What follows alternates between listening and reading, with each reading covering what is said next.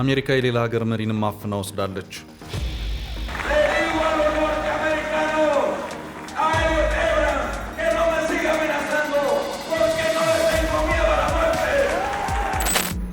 Years ago, on December 20th, 1989, a force of about 26,000 American soldiers invaded Panama in Operation Just Cause. General Manuel Noriega, who had ruled the country from 1983 to 1989, was removed from power, arrested, and brought to the United States for trial. አሁንም ታሪክ ራሱን ደግሟል።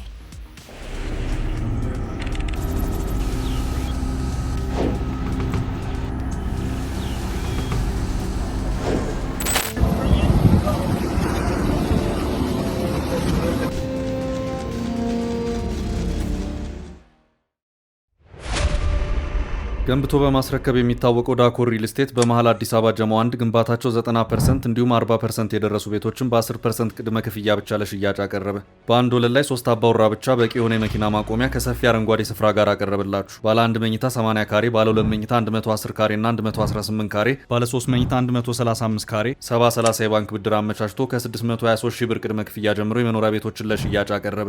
ለበለጠ መረጃ በ0911 057674 0933 21 9065 ይደውሉ። ዳኮር ሪል ስቴት በልዩነት የተገነባ።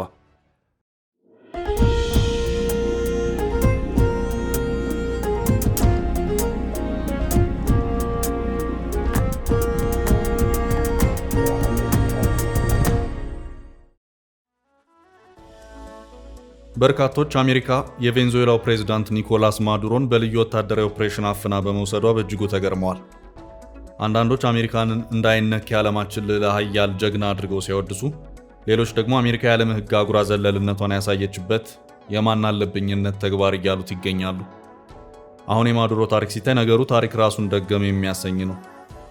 አሜሪካ በ41ኛው የአሜሪካ ፕሬዝዳንት ጆርጅ ደብሊው ቡሽ ዘመንም ተመሳሳይ ተግባርን ፈጽማ የአንድ ሀገር መሪን በማሰር በራሷ ፍርድ ቤት በመገተር ዘብጥያ ያወረደችበት አንድ አጋጣሚ እንደነበርም ማስታወሱ ግድ ይላል። አሁን የማዱሮ ታሪክ ሲታይ ተመልሶ የዚህኑ መሪ ታሪክ ወደ ኋላ ሄዶ ከማስታወስ ባለፈ ታሪክ ራሱን ደገመ የሚያስብሎ ነው ይታያል። ይህ ቀደም ብሎ ከ3 አስርት ዓመታት በፊት የአሁኑ የኒኮላስ ማዱሮ አይነት የመታፈንና ከሀገሩ ተወስዶ በአሜሪካ እስር ቤት የመማቀቅ ከባድ ፈተና ውስጥ የገባ ሰው ማኑኤል ኖሬጋ ይባላል። አሜሪካ ልዩ ጥቅም አለኝ የምትልባት የፓናማ መሪ ነበር። እንደ አውሮፓውያን አቆጣጠር ከ1983 እስከ 1989 በስልጣን ላይ ቆይቷል። ቀደም ብሎ የአሜሪካ የስለላ ድርጅት የሲአይኤ ወኪልም ሆኖ በሲአይኤ የክፍያ ፔሮል ውስጥም ነበር። አደገኛ የአደንዛዥ ዕፅ አስተላላፊና የግዙፉ የዚሁ ንግድ ኔትወርክ አድራጊ ፈጣሪም ሆኖ ሰርቷል። በመጨረሻም ማኑኤል ኖሬጋ ለአሜሪካ ያለውን ታማኝነት ቀሪ አድርጎ ሲአይኤን ከዳ። ስማቸው ካልታወቁ ሀገራት የስለላ ቡድኖች ጋርም ጥብቅ ግንኙነትን መስርቷልም ተባለ። የአሜሪካ ልዩ ጥቅም ያለባትንም ፓናማ ለሌሎች አሳልፎ ለመስጠትም እየተንቀሳቀሰ ነው በሚል ክስ ይሰማበት ገባ። ከምንም በላይ ደግሞ ኒኮላስ ማዱሮ ሲቀርብባቸው የነበረውን አደንዛዥ ዕፅ ወደ አሜሪካ ሰርጎ እንዲገባ እያደረገ ነው የሚል ውንጀላም ደጋግሞ ይሰማበትም ነበር። እናም የቀድሞ የአሜሪካ ፕሬዝዳንት ጆርጅ ደብሊው ቡሽ አሜሪካ ይህን ሰው በእጇ ማስገባት አለባት ብለው ወሰኑ። ልክ ማዱሮ ላይ እንደተደረገው ሁሉ ማኑኤል ኖሬጋን ሀገሩ ገብቶ ለመያዝ ሙሉ ሰፊ ስራዎች መካሄድ ጀመሩ። አሜሪካ ማኑኤል ኖሬጋን በእጇ ለማስገባት የነበራት ብቸኛ አማራጭ መላ ኮሎምቢያን መውረር ነበር። ከዚያ በፊት ግን ከማኑኤል ኖሬጋ ጋር ድርድሮች ነበሩ። በዚህ ድርድር ወቅትም የአሜሪካ አቋም የነበረው ማኑኤል ኖሬጋን ከስልጣን እንዲወገድ ወይም ስልጣኑን እንዲያስረክብ ማድረግ ነበር። ሆኖም ማኑኤል ኖሬጋን ይሄ ምን ሲደረግ ይሆናል? እንዴትስ ብታስቡት ነው? ሲያምራችሁ ይቅር በማለት የስልጣን መልቀቁን ጉዳይ አሻፈረኝ አለ። ይህ ጥያቄ ስልጣን ልቀቅ ጥያቄ ለማኑኤል ኖሬጋ የቀረበው የአሜሪካ የጦር ወረራ ዝግጅት ከተጠናቀቀ በኋላ ስለነበር የአሜሪካ ተደራዳሪዎችም እሰየው ብለው ከድርድሩ አዳራሽ ወጡ። በዚህ መሰረትም እንደ አውሮፓውያን አቆጣጠር በዲሴምበር 20 ቀን 1989 አሜሪካ መላ ፓናማን ለመቆጣጠር የሚያስችላትን መጠነ ሰፊ የምድርና የአየር የባህር ጥቃትን ማካሄድ ጀመረች። መላ ፓናማ ነውጥ ውስጥ ገባ። ፓናማ እንድትወረር ማኑኤል ኖሬጋም እጁ እንዲያዝ የወሰኑት የቀድሞ የአሜሪካ ፕሬዝዳንት ድንገተኛውን የአሜሪካን የፓናማ ወረራ ለህዝባቸው አሳወቁ። Fellow citizens, last night I ordered U.S. military forces to Panama. No president takes such action lightly. This morning, I want to tell you what I did and why I did it. 27000 የአሜሪካ ጦርና 300 የጦር አውሮፕላኖች የተሳተፉበት መጠነ ሰፊ ጦርነት ነው። በዚህም አሜሪካ ፓናማን በመቆጣጠር ማኑኤል ኖሬጋን የት እንዳለ ማፈላለጉን ተያያዘችው። Good evening. Thousands of American troops are tonight holding key positions in Panama after launching an attack early this morning to oust the dictator General Noriega. በመደበኛው ጦርነት ብሸነፍም በሽምቅ ውጊያ አሜሪካንን አንቀጠቅጣለሁ በማለትም ማኑኤል ኖሬጋ ከተደበቀበት ቦታ ሆኖ መልእክቱን አስተላለፈ። አሰሳው ቀጠለ። ማሳደድ የበረታበት ኖሬጋ በመጨረሻ አንድ ኤምባሲ ውስጥ ዘሎ ገባ። ከብዙ ውጣ ውረድ በኋላም በአሜሪካ ወታደሮች እጅ ገብቶ ልክ እንደ ሰሞኑ የማዱሮ ታሪክ ሁሉ ወደ አሜሪካ ተወስዶ በፍሎሪዳ ፍርድ ቤት ክሱን መከታተል ግድ አለው። 25 years ago, on December 20th, 1989, a force of about 26,000 American soldiers invaded Panama in Operation Just Cause.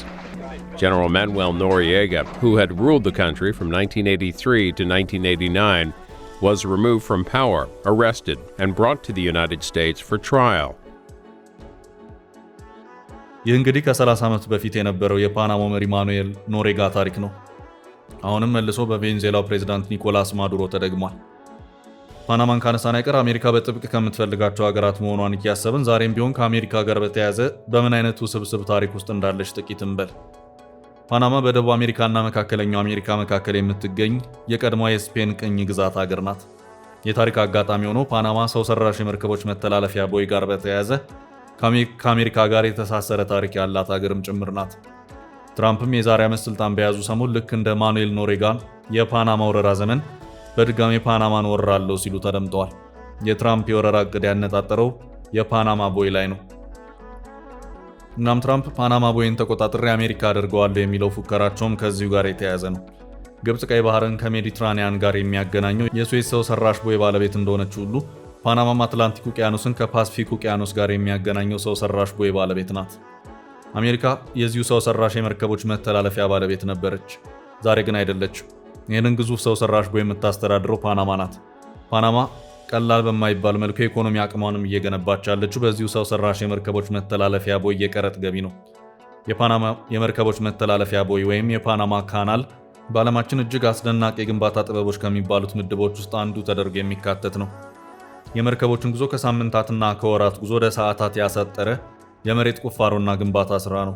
ተራሮች ተንደዋል፣ ሜዳዎች ተቆፍረዋል፣ እጅግ የረቀቁ የቴክኖሎጂ አቅሞችም ተግባር ላይ ውለዋል። One of the great engineering wonders of the world. It has allowed for the movement of well over 1 million ships back and forth from the Atlantic to the Pacific Ocean, carrying $250 billion worth of cargo. ይህ ሁሉ የሆነው ግን በደሃ ፓናማ አይደለም። የመጀመሪያውን የኢንጂነሪንግ ሙከራ ያደረጉት ፈረንሳዮች ነበሩ። እሱም እንደ አውሮፓውያን አቆጣጠር በ1882 የተካሄደ እንደነበር የታሪክ መዛግብት ያስረዳሉ። የዛሬ 143 ዓመት እንደማለት ነው። ከአካባቢ ቦታ አቀማመጥ ጋር በተያያዘ የግንባታ ሂደቱን እንዲህ በቀላሉ እንደሚታሰበው ቀላል አልነበረም።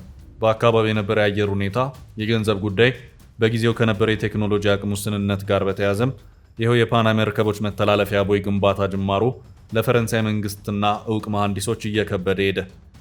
ጅማሮና ሂደቱ አልተጣጣመም። በበርካታ ጉዳዮች ብዙ የሚፈትንም ሆኖ ተገኘ። በወቅቱም ፈረንሳዮች ይህን ግዙፍ የመርከቦች መተላለፊያ ቦይ ለመቆፈር በነበረው ሂደት በአንድ ጊዜ ብቻ በአማካይ ከ22000 በላይ ጉልበት ሰራተኞችን ማሰማራት ነበረባቸው። በዚህ መሃል በአደጋ የሞተውና የአካል ጉዳት ያጋጠመውም የጉልበት ወይም የቀን ሰራተኛ ቁጥርም ቀላል አልነበረም። የበረሃ በሽታውን በርካቶችን ጨርሷል። ፓናማ ቦይ በግንባታ ሂደቱ በዓለማችን የሰው ልጅ ህይወት ከቀጠፉ በርካታ የግንባታ ፕሮጀክቶች መካከል በግንባር ቀደምትነት የሚጠቀስ ፕሮጀክትም ነው። በዚህም ፈረንሳዮች በገንዘብ ይባል በሰው ህይወት የከፈሉት ዋጋ እጅግ ከባድ ነበር። አንቱ የተባሉ መሐንዲሶቻቸውን ያጡበት ስራም ነው። ስራውን ጥቂት ፈቀቅ ለማድረግ የሚፈሰውም የገንዘብ መጠን የፈረንሳይን ካዝና የሚያራቁትም ሆኖ ተገኘ። ፈረንሳዮች ባካሄዱት ጥናት ሁሉም ነገር እስከ መጨረሻው ተረድተውታል። ግን ደግሞ የአቅም ጉዳይ እንዴት ያንቀሳቅስ ነው ጥያቄው። እናም ፈረንሳይ ብትጀምረውም ባሰበችው መልኩ ወደፊት መግፋቱ ከበዳት። በጊዜው የዚህ መርከቦች መተላለፊያ ካናል ወይም ቦይ ባለቤት ኮሎምቢያ ነበረች። ፓናማ የምትባል ሀገር አልነበረችም። አሁን የፓናማ ቦይ ባለቤት የሆነችው ፓናማ የተባላችው ሀገር የተፈጠረችው በኋላ ላይ ነው። ትራምፕ ለወረራ እያዘጋጇት ያለችው ፓናማ ከኮሎምቢያ ተገንጥላ ሀገር እንድትሆን የተደረገችው በራሷ በአሜሪካ አማካይነት ነው። ጉዳዩን በቀጥታ ከዚሁ ከፓናማ ቦይ ቁፋሮ ጋር የተያያዘ ሰፋ ያለ ታሪክ ያለው ነው። ነገሩን ከፈረንሳይ ወደ አሜሪካ ሽግግር ስንመልሰው ቀጣዩ ስራ ላይ አሜሪካ ገባችበት። የኛው አሜሪካ አዲስ ጉልበት ነው። አሜሪካ በፈረንሳይ የተጀመረውን ፕሮጀክት ለማስቀጠል የግድ ሁለት ጉዳዮች መከናወን ነበረባቸው። አንደኛው ፓናማ ከኮሎምቢያ ተገንጥላ ሀገር እንድትሆን ማድረግ ሲሆን፣ ሌላኛው ደግሞ ፈረንሳይ በግንባታው ሂደት ላይ ያወጣችውን ገንዘብ ቆጥሮ መክፈል ነበር። አሜሪካ ሁለቱንም በሚገባ ካሳካች በኋላም ነበር ወደ ስራ የገባችው። በዚህ መሰረት አሜሪካውያኑ እውቅ መሐንዲሶች ግንባታውን ለመረከብ ወሰኑ። ግንባታው ቢጠናቀቅ ምን ያህል አዋጭ እንደሆነ 100% አረጋግጠዋል። አሜሪካውያኑ ይህንኑ ምራቅ የሚያስውጥ ፕሮጀክት ለመጀመር ቋምጠዋል። የፈረንሳዮችን የቀደመ ኢንጂነሪንግ ዝርዝር ጥናትም ተረክበው በሚገባ መርምረዋል። በተጨማሪነትም መጠነ ሰፊ ጥናትንም አካሂደዋል። የፈረንሳዮችን ድክመቶችና ጥንካሬዎችንም በሚገባ ገምግመዋል። ምንስ አይነት ስራ ይቀራል ሲሉም የቀሪ ስራዎችን ሂደት በሚገባ ተመልክተዋል። እናም እንዴትና በምን መልኩ አትላንቲክ ውቅያኖስን ከፓሲፊክ ውቅያኖስ ጋር በማገናኘት መርከቦችን ሙሉ ላቲን አሜሪካን የሚዞሩበትን ሰዓት በእጅጉ እናሳጥራለን የሚለው ጉዳይ 100% በጥናቱ ተመለሰ። እናም አሜሪካ እንደ አውሮፓውያን አቆጣጠር በ1914 ቀሪ ግንባታውን ገንብታ አጠናቀቀች። ከዚያም እንደ አውሮፓውያን አቆጣጠር እስከ 1999 ድረስ ይህንኑ ቦይ አሜሪካ በባለቤትነት ተቆጣጥራ ቆየች።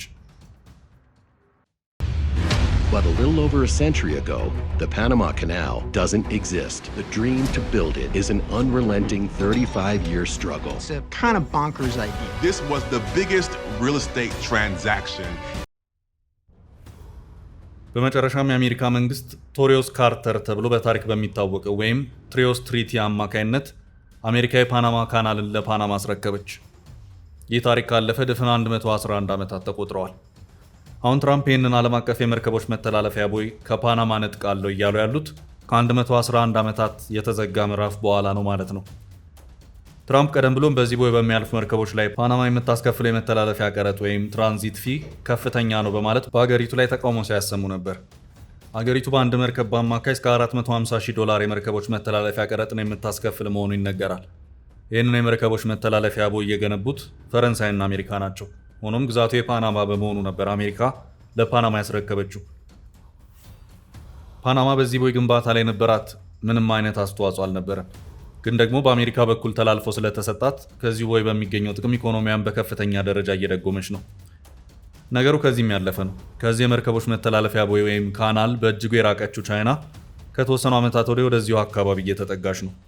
ከፍ ያለ ጥቅምንም ከዚህ የመርከቦች መተላለፊያ ቦይ እያጋበሰች ትገኛለች። ቻይና በአሁኑ ሰዓት የመተላለፊያ መስመሩ ባለቤት ከሆነችው ፓናማ ጋር ጠንካራ ግንኙነት መስርታለች። ይህ ሁሉ እየሆነ ያለው አሜሪካ አፍንጫ ስር ነው። ፓናማ በአሜሪካ ሀገር የሆነችና በአሜሪካም በቅርብ ርቀት ላይ ያለች ሀገር ናት። ቻይና ደግሞ ከሁለቱም ሀገራት በብዙ ሺህ ማይልስ ትርቃለች። ግን ደግሞ ጥቅም ስቧት በአሜሪካ አፍንጫ ስር በሚገኘው ፓናማ የመርከቦች መተላለፊያ ቦይ ላይ ተገኝታለች። በከባድ ስራ ላይም ናት። ካናሉ አገልግሎት እየሰጠ በሄደ ቁጥር መታደስ አለበት። ከ100 ዓመታት በፊት የተገነባን በመሆኑ ዘመኑ የሚፈቅዳቸውንም ቴክኖሎጂዎች ጭምር መላበስ ይኖርበታል። ለዚህ ደግሞ ቻይና አለው ብላለች። ፓናማ እንደ ሀገር የፓናማ ቦይን በዘመናዊነት ለማደስ የቀደሙትን የመተላለፊያ ቦይን ባለቤቶች ፈረንሳይና አሜሪካን አልጠራችም። ምን ላድርግ ብላም አላማከረችም። ይልቁንም ከቻይና ጋር የቀረበ ግንኙነትን መመስረቱን መርጣለች። ፓናማ ከቻይና ጋር ያላት ትስስር በዚህ ያበቃም። ቻይና በፓናማ ውስጥ ያላት የኢንቨስትመንት ፍሰት እንዲህ በቀላሉ የሚታይ አይደለም። የቢሊዮን ዶላሮች ጨዋታ ነው። በዚህ ሰው ሰራሽ የመርከቦች መተላለፊያ ቦይ ላይ የተለያዩ የመርከቦች ወደቦች አሉ። በቁጥር 5 ናቸው። ከአምስቱ 2 ወደቦች ለግዙፎቹ የቻይና ኩባንያዎች በሊዝ መልክ ተላልፈው ተሰጥተዋል። በዓመት 14,000 መርከቦች ይተላለፉበታል በሚባለው በዚህ ሰው ሰራሽ ቦይ ወይም ካናል ቻይና ቢሊዮን ዶላሮችን እያመረተችበት ትገኛለች። ይህ የሆነ ያለው አሜሪካ አፍንጫ ስር ነው። የቀደሙት የአሜሪካ መሪዎች ይህንን እውነታ ያውቃሉ፣ ግን ደግሞ አላየንም፣ አልሰማንም በማለት አልፈውታል። አሁንም ቢሆን ፓናማ ጸባዩን ካላሳመረች ምናልባትም የሰሞኑ የቬንዙዌላ አይነት ታሪክም ጭምር ሊገጥማት ይችላል። ታሪክ መልሶና መላልሶ ራሱን እየደገመ ነው።